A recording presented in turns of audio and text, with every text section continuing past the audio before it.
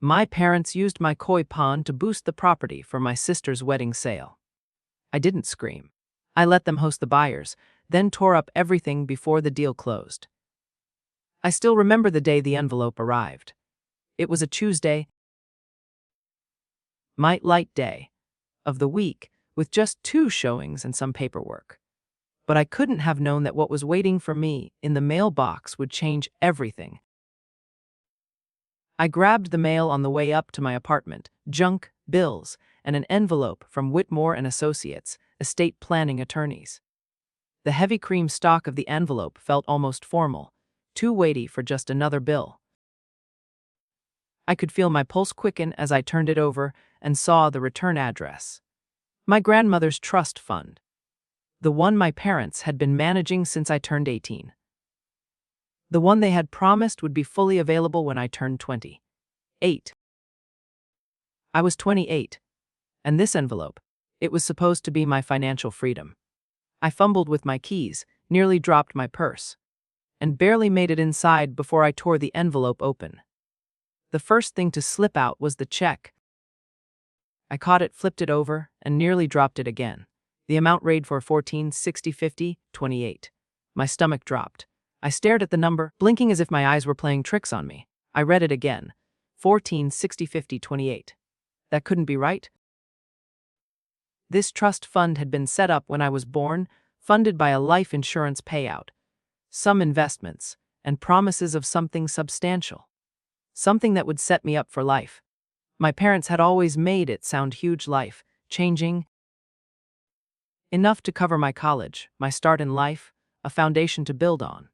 But this check was an insult. I unfolded the letter accompanying it. It read, "Dear Miss Tate, it per the terms of the Sarah Elizabeth Tate Memorial Trust, we are pleased to inform you that you have reached the age of majority distribution. 28 years. Enclosed, please find the final disbursement of the remaining principal amount." The words blurred as I processed the meaning of remaining principal amount. The second sheet was a financial statement detailing administrative fees, expense reimbursements, and trustee compensation. I did the math. Administrative management fees, $8,450 a year. Expense reimbursements, $12,300 annually. Trustee compensation, $15,000. They drained somewhere between $100,000 and $130,000 from my inheritance. All legally processed. I couldn't breathe. My phone buzzed, snapping me out of my stupor. It was a text from my mother, a sweetie. "Did you get your little check? Don't spend it all in one place. At little check." And I wanted to throw my phone across the room, but instead, I sank onto the couch, the pathetic check still clutched in my hand. And then, memories flooded back. Memories of every single time my parents had left me behind, every vacation, every milestone they had celebrated without me. I was 16 when it started. My family didn't take me on vacations. I should have known back then that I was just a bystander in my own life. But I was young, and I wanted to believe that things would get better. That summer, my father came home with a stack of Disney World brochures.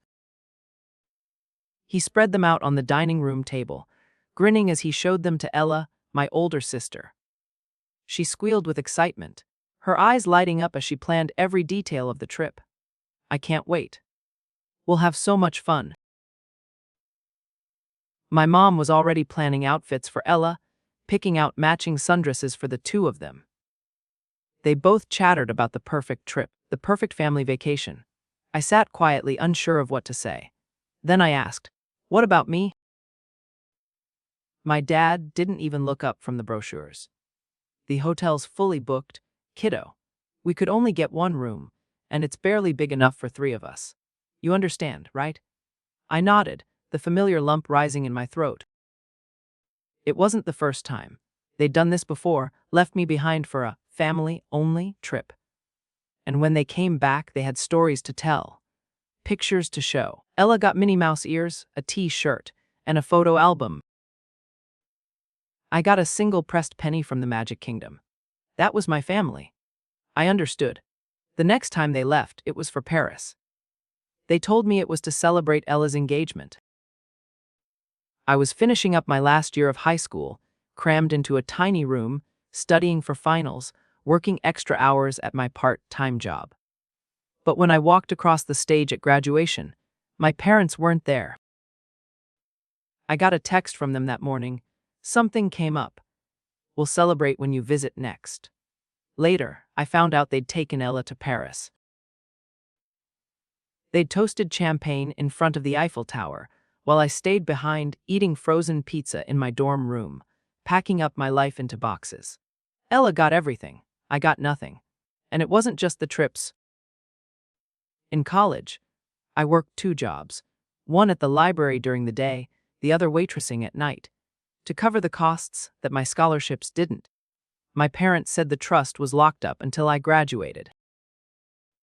They told me I needed to learn the value of hard work. Meanwhile, Ella got her full ride paid for. She got a new car, an allowance, a laptop. She didn't have to worry about bills. When I graduated, it was the same story. I celebrated alone. My mom and dad texted me a simple, "Congratulations." They didn't even call. That night, they took Ella to Paris again. A sister trip, a celebration of her engagement. Meanwhile, I was left to face the future on my own. I didn't want to admit it, but I couldn't help it. I felt abandoned. The money, the trips, the promises, all of it went to Ella. I was the one left behind, the one ignored. I was the one who had to scrape by, while my family lived their life of ease. It wasn't just about the money, though. I had this creeping feeling that my parents were taking something from me that they could never give back. They had always treated me as less than, and that feeling never went away. It just grew. And now, here I was, at 28 years old, holding a check for $14,650.28. A check that wasn't even close to what they promised. I had paid my dues. I had worked hard. I had survived on my own. But my parents hadn't treated me like I was worth anything. I stared at the check for what felt like an eternity. It was just paper, but it felt like a weight, one that I had been carrying for years. It was their way of reminding me that I was still just an afterthought, a placeholder. I closed my eyes for a second, trying to push down the anger rising in my chest. It was hard not to scream. It was hard not to ask, "How could you do this to me?" But there was no point. I already knew the answer. They had never truly cared. I sat there, the envelope still open in my lap, staring at that pathetic check, trying to make sense of what it meant. The numbers blurred together as the anger in me grew, thick and suffocating. I was 28. This was supposed to be my freedom. The last piece of the puzzle that would allow me to step away from my parents, control and build my own life. The money that had been promised to me since I was a child was now sitting in my hands, but it felt more like a bribe than a gift. I tossed the check aside and grabbed my phone. My fingers trembled as I scrolled through the contacts, but I hesitated before tapping on my father's name. I'd asked him about the trust fund once, years ago, when I was struggling to make rent after graduation. I had barely enough to cover the bills and had the nerve to ask him if there was any way I could access some of the money early. His response was cold, dismissive. "You want to know what happens to ungrateful children who question their parents, Sadie. I'm the trustee. That means I have the legal authority to freeze those funds if I think you're mentally unstable. You keep pushing me, and I'll have you declared incompetent. You won't see a dime until you're 50, if ever." I had apologized. I apologized for asking about my own inheritance, as if I had somehow overstepped. That was the last time I ever dared to ask. I swallowed hard, the memory still fresh, like an open wound. My thumb hovered over my father's name, but I quickly turned my attention to the text, from my mother instead. The message was casual, almost mocking in its tone. "Sweetie, did you get your little check? Don't spend it all in one place. I wanted to throw the phone across the room. But I didn't. Instead, I just sat there, staring at her words. The coldness of it. The complete lack of care for what I was going through. I closed my eyes, took a deep breath, and reminded myself that this wasn't about the money. It wasn't about the check or the inheritance. It was about the years of emotional neglect. For as long as I could remember, I had been the invisible child. My parents' golden child was Ella. I was just the one left behind, the one they didn't have room for in their perfect little world. When I was younger, I didn't understand. I used to beg them to let me come along on their trips, to include me. But there were always excuses. The hotel was fully booked. They only had room for 3. I understood. I always understood. It wasn't just the trips. It was everything. When I was in college, barely getting by, my parents told me that the trust fund wouldn't be available until I graduated. They said I needed to learn the value of hard work. Meanwhile, Ella was getting a full ride. She had everything handed to her: money, cars, new clothes. She never had to struggle. But I did. I worked 2 jobs while I was in college, one at the library during the day and another waitressing at night. The money was never enough, and I never asked for help. But I watched as Ella got everything she wanted, while I barely scraped by. When I graduated, my parents didn't even come to my ceremony. They sent me a text that morning. Something came up. "We'll celebrate when you visit next." They took Ella to Paris instead. They celebrated her. Again, I didn't know how to feel anymore. I wanted to be angry, but I was used to this. I'd been pushed aside for so long, it had become normal. The trust fund was just another way they controlled me, another way they kept me in my place. But now, that check. That damn check. I stared at it again, wondering if it would make sense if I just added up the numbers again.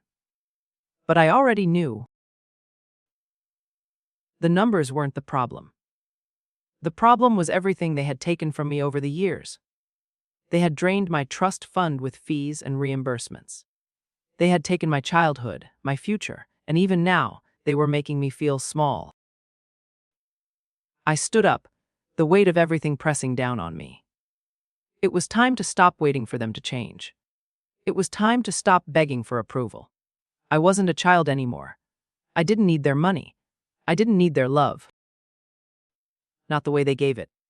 I reached for my phone again. This time, I dialed Aunt Sarah's number. She was the one person in this world who had always shown me kindness. She was the one who had always made me feel like I mattered. She answered on the second ring. "Hey, honey, everything okay?" I hesitated for just a second before I answered. My voice steady but filled with a new sense of determination. "I'm going to do something crazy," I said. "I'm going to book a trip. A real one. And I want you and Uncle Bo to come with me." There was silence on the other end for a moment, and then Aunt Sarah's voice, warm and filled with affection, came through. "Tell me when and where, sweetheart. I'm in." And for the first time in a long while, I felt like I was finally making a choice for myself. I didn't think I'd actually go through with it at first. Booking a trip to the Maldives on a whim seemed insane, even to me. But as soon as Aunt Sarah said yes, something in me clicked. I needed to show myself that I could make my own decisions. That I didn't need to wait for permission from my family anymore. I spent the next few hours on my laptop, my fingers flying over the keys as I searched for the perfect getaway. It wasn't just about the luxury, it was about reclaiming something that had been taken from me my whole life. The ability to make choices for myself. The Maldives kept coming up in the search results: luxury villas over clear turquoise waters, private beaches. Everything I'd dreamed of but thought I could never afford. I let out a breath. I didn't realize I was holding as I calculated the numbers. I had a commission payment coming through for $42,000. It wasn't going to be easy, but with that and the miles I'd saved up over the years, I could make it happen. The villa was pricey, $28,000 for the week, but it would be worth it. I thought about Uncle Beau, Aunt Sarah, and Delilah. They had always been there for me, even when my own family wasn't. This was my way of showing them how much they meant to me. I booked the flights, the villa, everything. The moment I confirmed the reservation, I felt a rush of excitement and fear. I was doing it. I was actually doing it. The next morning, I called Aunt Sarah again. "I did it," I said, almost laughing at myself. "You did what?" she asked, clearly intrigued. "I booked us a trip to the Maldives. We leave in 2 weeks." There was a long pause. "Sadie, are you serious?" she finally said, her voice thick with emotion. "Dead serious," I replied. "We're going. All 4 of us. You, Uncle Beau, Delilah, and me." Aunt Sarah was silent for a moment, and then she laughed. It was a sound I hadn't heard from her in a long time, pure joy, unburdened by worry. "Well, you know I'm in. Just tell me when to pack." I smiled, the weight of the decision suddenly lifting off my shoulders. This trip wasn't just about luxury or the thrill of escaping. It was about taking back what my family had stolen from me. It was about honoring the people who had always made me feel loved and accepted. I called Uncle Beau next. "Hey, it's done. The Maldives 2 weeks from now. We're going." "He's that right." He sounded amused, but I could hear the warmth in his voice. "You're coming too," I said firmly. "You and Aunt Sarah. It's a family trip. No excuses." I could practically hear him grinning. "I wouldn't dream of missing it." "You sure about this, Sadie? You're spending a lot of money on us." "I'm sure," I said. "You've given me everything I've ever needed. This is my turn to give back." It was strange, but as soon as the words left my mouth, I felt like I was starting over. It wasn't just the trip that had changed things. It was the realization that I had the power to take control of my life, to do what I wanted, when I wanted. By the time I finished with the arrangements, the trip felt less like a spontaneous splurge and more like a declaration. A declaration of independence. When I told Delilah, she was over the moon. "You're kidding. The Maldives. Like the actual Maldives. This is going to be epic. I hope you're ready for a week of sun, snorkeling, and no drama," I told her. Delilah, as always, was eager to document every moment of the trip. "I'm going to make so many TikToks. You won't even know what hit you. Just make sure you don't film the food fights," I teased, thinking back to the ridiculous family dinners that Ella used to turn into chaos. "Deal," Delilah said, laughing. That night, as I sat alone in my apartment, I felt the weight of the decision fully settle on me. It wasn't just about the vacation anymore. It was about doing something for myself, something that felt right for once. For so many years, I had let my family dictate my choices, but now I was making my own rules. The next 2 weeks passed in a blur. I had to keep working, finalizing deals, doing everything I could to prepare for the trip without letting the reality of what I was doing overwhelm me. When the day finally came, I was packed and ready. I had everything I needed, and then some. My phone buzzed as I loaded my suitcase into the car. It was a text from my mom. "Don't forget, sweetie, we're planning a family trip to Aspen for Christmas. You should really come, we all miss you." And I stared at the message, the familiar pang of guilt staring in my chest. They had done this to me for years, using guilt to control me. But this time, something inside me shifted. I didn't owe them anything. Not anymore. I deleted the message and blocked her number. It was a small act, but it felt like a victory. The Maldives was everything I had dreamed of and more. The moment we stepped off the plane, the warm air hit me like a wave, carrying the scent of salt water and something sweet I couldn't place. I looked around at Aunt Sarah and Uncle Beau, their faces lit up with wonder. Delilah was already on her phone, documenting every detail with her usual enthusiasm. We were escorted to our villa, a breathtaking 2-bedroom ocean residence perched over crystal clear water. The deck was massive, with an infinity pool that seemed to melt into the ocean beyond. I could hear the gentle hum of the waves beneath us. And for the first time in a long time, I felt at peace. The villa was everything I'd hoped for and more. The windows in the living room were floor to ceiling, offering a panoramic view of the ocean. The wooden floors gleamed, and the furniture was modern yet warm. Delilah immediately claimed the bedroom with the glass floor panels, where she could see fish swimming below her while she lay in bed. "Okay, this is insane," she said, her voice full of awe. She took a picture of the view and posted it on Instagram before turning to me with a grin. "You really did this. We're in the Maldives. In a villa." Uncle Bo and Aunt Sarah were in the kitchen, unpacking bags and finding their rhythm in this new, luxurious space. I could tell Aunt Sarah was still processing everything. This was so far from the humble home they'd made for themselves. She caught me staring and smiled softly. "I don't think I'll ever get used to this," she said, wiping her hands on a dish towel. "But I'm not complaining. No one's complaining," I said, grinning back. For the first time in so long, I felt like I belonged. There was no tension, no unspoken resentment. This was my family, the real family I'd been looking for my whole life. We spent the next few days in a blur of snorkeling, sunbathing, and eating seafood so fresh it practically melted in your mouth. Delilah had her phone in hand the entire time, recording TikToks and capturing every moment. It wasn't long before her followers started commenting about the luxury vacation we were on. By the third day, Delilah's videos had gone viral.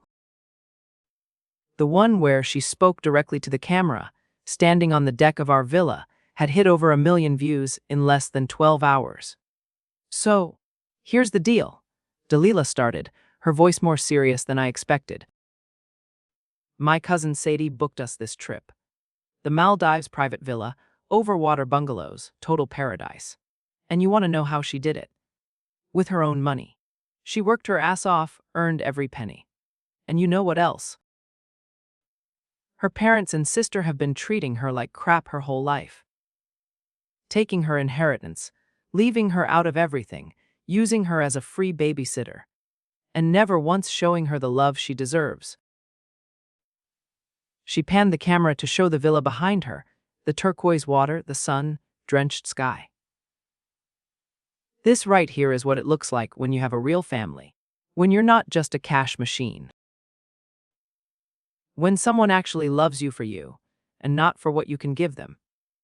So yeah, if you're dealing with toxic family, know that blood doesn't make you family. Love does." She posted the video, and I didn't think much of it. But when I checked my phone a few hours later, my inbox was full of messages, people I hadn't heard from in years, old friends, coworkers. People who had followed Delilah's story and were now reaching out to say they understood. Some shared their own stories of family betrayal. Others just wanted to offer support. I smiled to myself as I scrolled through the comments, feeling a mix of pride and disbelief. I had never imagined that something so simple, booking a vacation for the people who had always been there for me, would lead to this kind of outpouring. The next morning, Aunt Sarah and Uncle Bo were sitting on the deck, sipping coffee. I joined them, my feet dangling in the water below. It was a perfect morning, the sun just beginning to rise over the horizon. "You okay, honey?" Aunt Sarah asked gently, her eyes searching mine. I nodded, feeling something shift inside me. "I'm better than okay." Uncle Boo gave me a knowing look. "I think you found something here, haven't you?" I smiled. "Yeah, I have." The rest of the trip was a blur of beautiful moments. Dinner under the stars, swimming with dolphins, watching the sunset from our deck each evening. But there was a quiet sense of peace I hadn't expected. No more fighting, no more manipulation. Just a family that truly cared about each other. By the time we boarded our flight back home, I had finally accepted something. I didn't need the approval of my parents anymore. I had built a life with my own hands, with people who respected me. The Maldives wasn't just a vacation, it was a turning point. It was the beginning of me reclaiming what had always been mine. And I wasn't going to let anyone take that away from me. The last morning in the Maldives felt surreal. We'd all settled into this version of family, one where love wasn't transactional, one where there were no hidden agendas or expectations. But as much as I was soaking in the beauty of the place, part of me knew I had to go back. The reality of my life, with my career and all the mess that awaited me at home, was never far from my mind. As we packed up, Delilah was buzzing with excitement. "I can't wait to make all the TikToks. This place is just insane. I can't even believe it's real." "I think we all feel that way," I said, glancing around at the villa one last time. I didn't want to leave, but at the same time, I knew that the true peace I was seeking wasn't in the luxury of the villa. It was in the people I was returning to. The flight back was long, but I spent it thinking about everything. My phone had been buzzing with notifications the whole time we were in paradise. I hadn't checked them. I wasn't ready. But when I landed and turned my phone back on, the reality hit like a ton of bricks. The first text I saw was from my father. "You've embarrassed this family for the last time. We're coming to collect what you owe us." My heart dropped. I had known it was coming. They'd try to retaliate. But I hadn't expected it so soon, and I certainly hadn't expected the sheer anger in the message. I put my phone down for a moment, my breath shaky. But then I picked it up again, scrolling through the dozens of messages that followed. Some were from numbers I didn't recognize, probably people who'd gotten my contact info through Ella's social media. Some were more familiar. Old friends who had seen Delilah's video and reached out to say they understood, to offer support. But there was one message that stood out. It was from Ella. "I can't believe you did this. You ruined everything. You've stolen from me again. You'll pay for this. Just wait." I couldn't even bring myself to respond. It wasn't just the text messages. I opened up social media and immediately saw that Ella had posted a video. It was a polished, edited version of the truth. In it, she accused me of manipulating the family, of stealing from them, of playing the victim.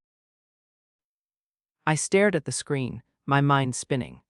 There I was, again cast as the villain in a family that had never been on my side.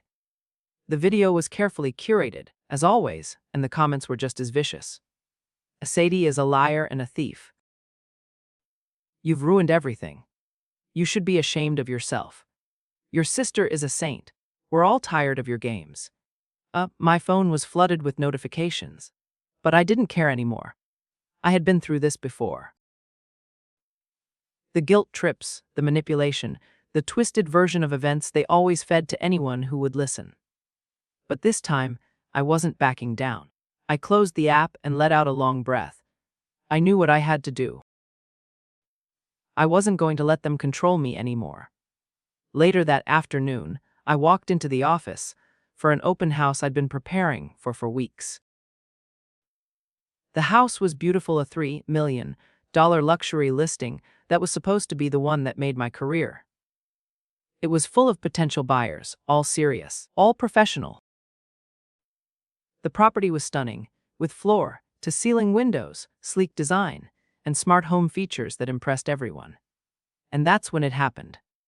I looked up, and there they were, my parents and Ella. They had slipped past the security check. I hadn't even seen them come in. I felt a wave of anger rise in me, but I didn't let it show. I didn't react. Ella was already filming. "This is Sadie Tate," she said, loud enough for everyone to hear.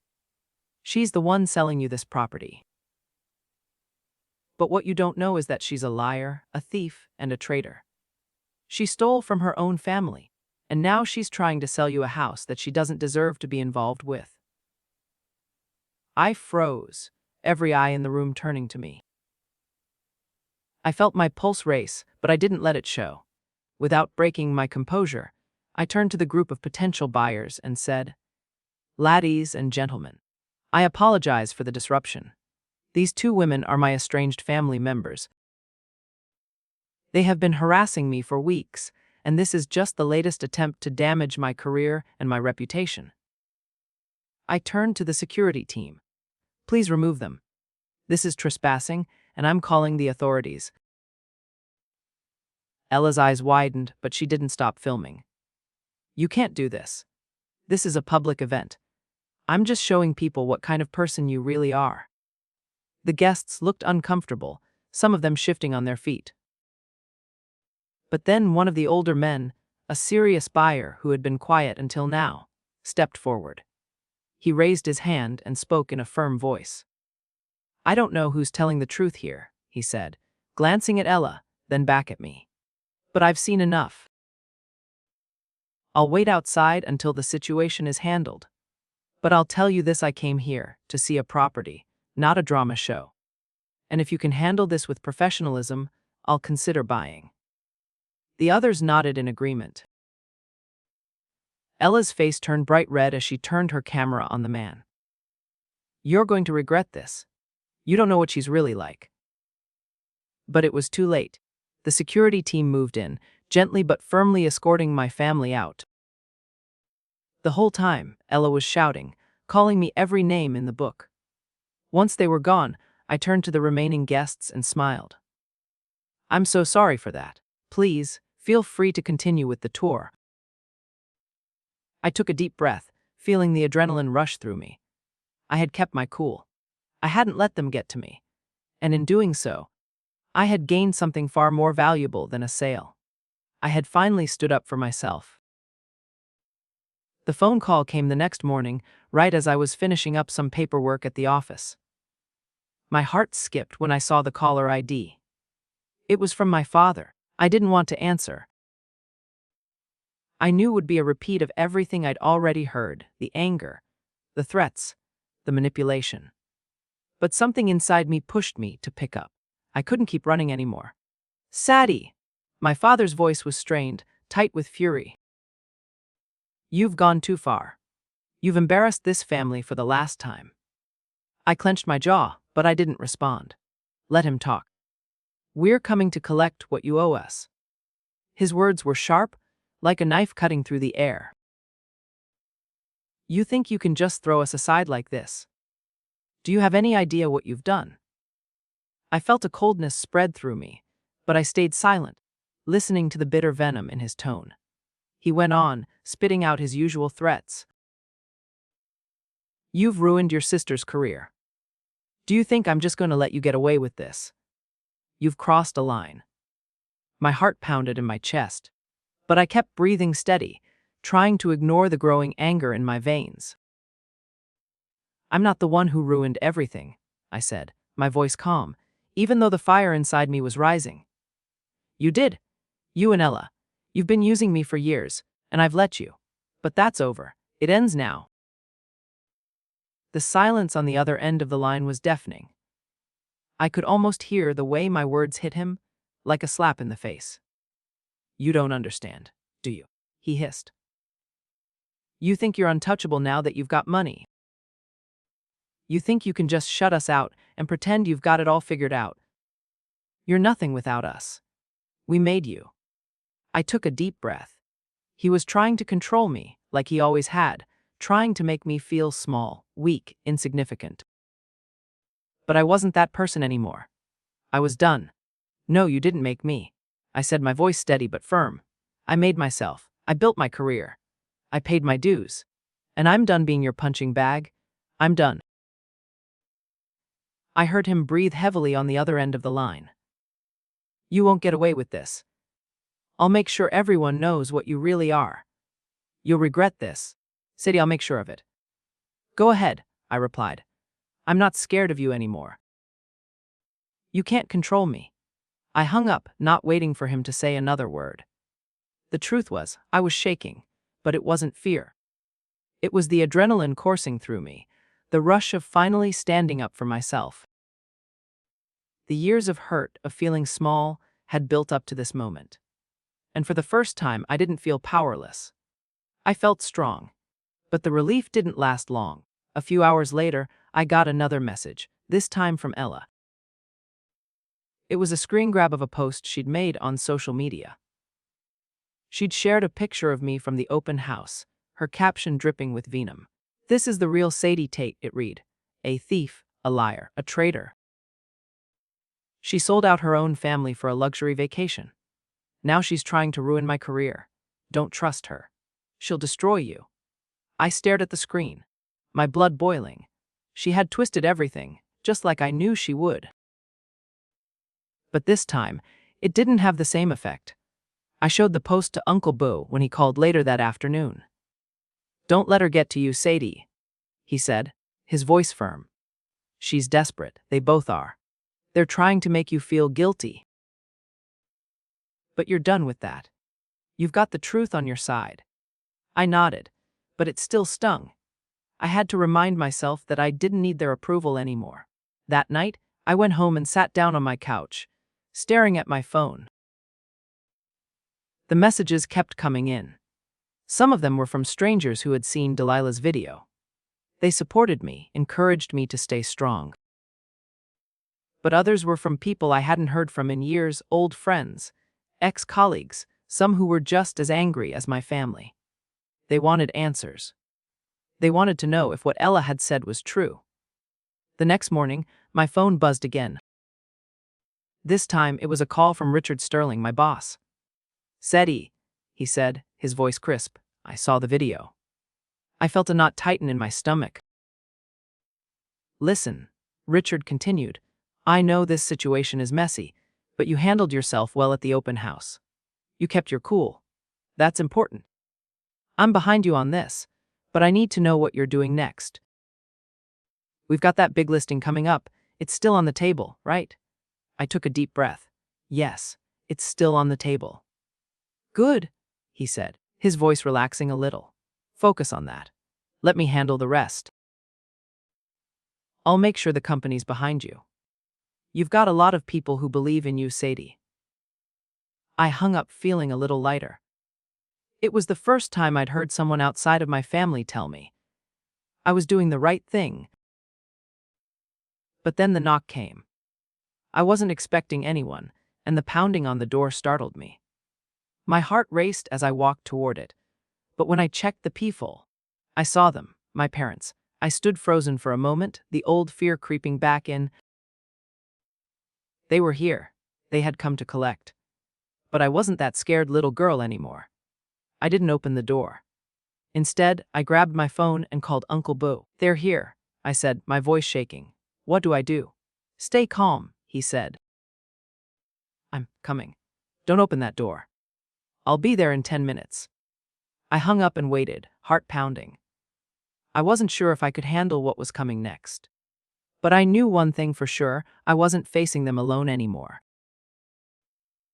And for the first time in my life, that made all the difference.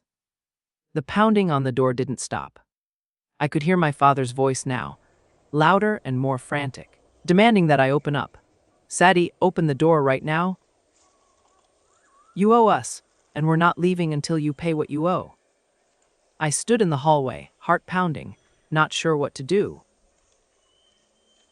I had promised myself I wouldn't be scared anymore. But hearing their voices again, feeling the weight of their anger, made it harder than I wanted to admit.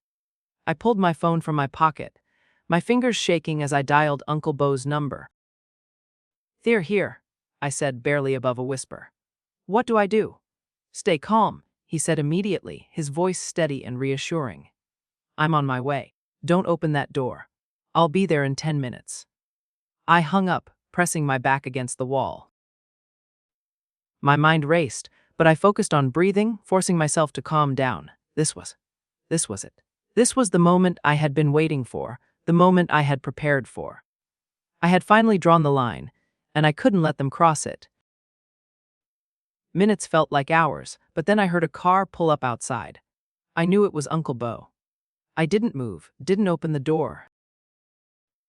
I could feel the anger and frustration from the other side of the door, my parents demanding access as though they had any right to be here. The doorbell rang, followed by a sharp knock. My heart skipped, I glanced at the doorbell camera on my phone, seeing my father, mother, and Ella standing there. Ella had her phone out, recording, her face twisted with rage. I took a deep breath, stood tall, and opened the Ring app. My finger hovered over the intercom button as I looked at the screen, steadying myself. I could feel the familiar tension in my shoulders, but I wasn't backing down. "I can see you on my camera," I said, my voice clear and firm. "This conversation is being recorded. Leave immediately, or I'll call the police."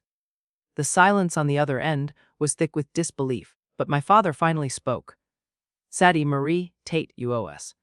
You ruined our lives, and you'll pay for this. Open the door right now." I stood my ground. "No," I said, my voice steady. "I'm not opening the door. You've stolen from me. You've tried to control me for years, and I'm done. You're not my family. Not anymore." I could hear Ella's voice shrill, trying to escalate the situation, but I didn't listen. I felt a calmness I hadn't known before, a quiet strength I hadn't known I had. Then I heard Uncle Bo's voice, low and steady, cutting through the chaos. He had arrived.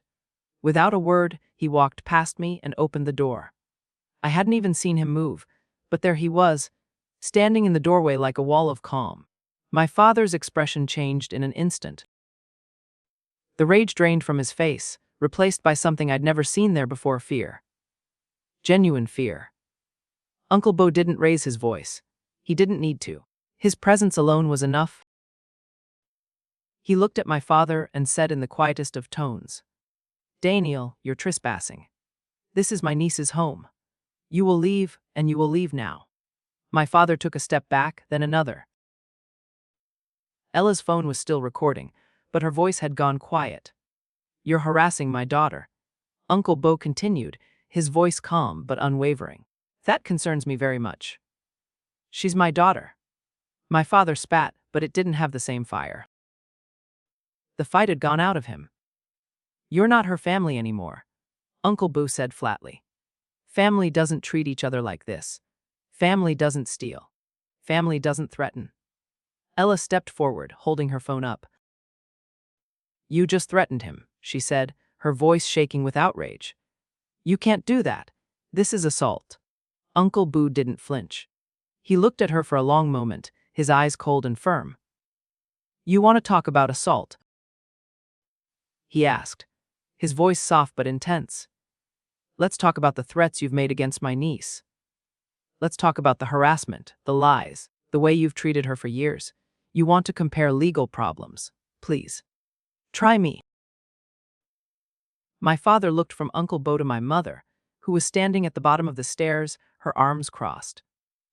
Ella was frozen, her phone still held out in front of her. Uncle Bo stepped forward, not threatening, but standing firm, his broad shoulders blocking the door. "You have 5 seconds to get off this property. If you're still here after that, I'm going to make sure you regret it." The silence that followed was heavy. My parents, defeated, backed away slowly. I could hear my mother muttering, but her words were indistinguishable. Ella, wide-eyed and furious, was already walking away, still holding her phone up. "Smart choice," Uncle Bo said as they retreated, the last words I'd hear from him. When the door slammed shut behind them, I sank against the wall, my legs shaking. But it wasn't fear that made me tremble. It was relief. "They're gone," Uncle Bo said gently, taking a step toward me. "You did the right thing. They can't hurt you anymore." I nodded, tears threatening to spill, but I held them back. "Thank you," I whispered, my voice breaking. "You don't need to thank me, Sadie," he said softly. "Family doesn't need thanks. We just show up when it matters." I wiped my eyes, feeling an overwhelming sense of gratitude for this man who had stood by me when my own blood had failed me. He was the father figure I had always needed. My phone buzzed again.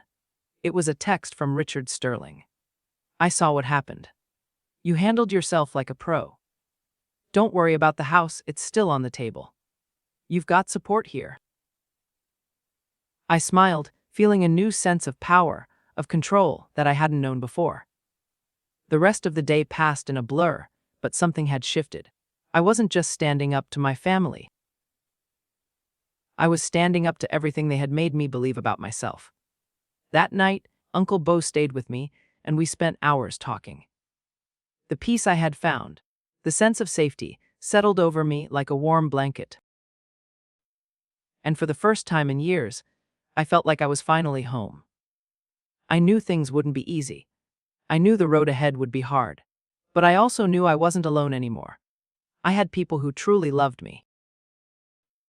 And for the first time in my life, I felt free. The next day, I went to the courthouse with Uncle Bo and Aunt Sarah. I sat beside them, my heart pounding as I waited for the hearing to begin. When the judge handed down the ruling, it felt like the final weight had lifted from my shoulders. A temporary restraining order. The protection I had needed for so long. Walking out of the courthouse, I felt the weight of the world fall off my back. That night, as I packed up my things for the move to my new place, I came across an old box under my bed. Inside were gifts I had bought for my parents years ago. Things I thought would earn their love. I picked up the watch, the handbag, feeling the years of disappointment in my chest. But instead of holding on to them, I drove them to a women's shelter the next day.